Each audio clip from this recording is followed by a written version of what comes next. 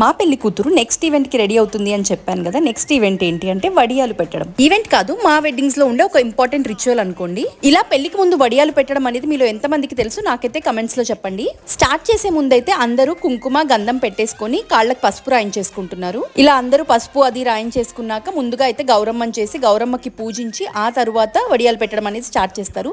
ఇక్కడైతే మా అత్తమ్మ వడియాల కోసం పిండి కలుపుతోంది. ఇక్కడ వీళ్ళైతే గౌరమ్మని చేశాక చక్కగా బొట్లు పెట్టేసి చేసిన వడియాలు ఉంటాయి కదా, ఫస్ట్ గౌరమ్మకి సమర్పిస్తున్నారు. ఇంకా నెక్స్ట్ అయితే ఒక నవ్వారు మంచం మీద మంచిగా క్లీన్ బెడ్షీట్ వేసి దానిపైన గౌరమ్మ నుంచి పూలు అక్షింతలు వేసి చిన్నగా పూజ చేస్తారు. మంచం మీద బెడ్షీట్ వేసి వడియాలు ఎందుకు పెడుతున్నారు అంటే అవి ఆరిపోయాక తీయడం ఈజీ అవుతుందని చెప్పి. సో ఫస్ట్ అయితే ఒక 5 మెంబర్స్ ముత్తైదులో అలా కలిసి వడియాలు పెట్టేసి ఆ తర్వాత ఇంకా అందరూ కలిసి టకటక పెట్టేస్తారు. ఈ వడియాలను ఏం చేస్తారు అంటే పెళ్లి రోజు మంచిగా వడియాల చారు చేస్తారు. ముద్దపప్పు వడియాల చారు కాంబినేషన్ అద్దిరిపోతుంది. సో అవన్నమాట మా వడియాల ముచ్చట్లు. ఇక్కడ చూసారా ఆల్రెడీ బెడ్షీట్ నిండిపోయింది. అందరూ కలిసి తలా చేస్తే ఎంతసేపు చెప్పండి.